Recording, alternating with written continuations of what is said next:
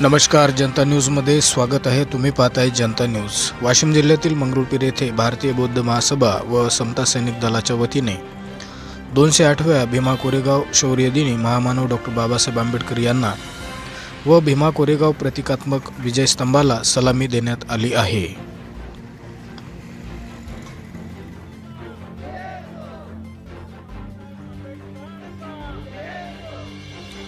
त्या प्रसंगी भारतीय बौद्ध महासभेचे तालुका अध्यक्ष प्रमोद बेलखेडे, तालुका महासचिव भारत मनवर, कार्यकारी सचिव रवींद्र शृंगारे, जिल्हा मार्गदर्शक संजय सोनोने, जिल्हा संरक्षण सचिव गोपाल लबडे, जिल्हा संघटक मिलिंद खंडारे, तालुका उपाध्यक्ष संजय अंभोरे, संरक्षण सचिव गजानन कांबळे, कविता डोंगरदिवे कंपनी कमांडर, उमा इंगोले तालुका संघटक, प्रशांत इंगोले शहर अध्यक्ष, भास्कर जीवने, गजानन भगत, युवराज भगत, जनुना धानोरा, गिंबा कोठारी दस्तापूर, शिवनी चिंचखेडा, ताडपारडी सारसी दस्तापूर, वाडा पिंपरी कोळंबी येथील समता सैनिक दल, महिला सैनिक आणि बौद्ध बांधव तसेच इतरही समाज बांधवांनी भीमा कोरेगाव प्रतिकात्मक विजय स्तंभाला अभिवादन केले आहे।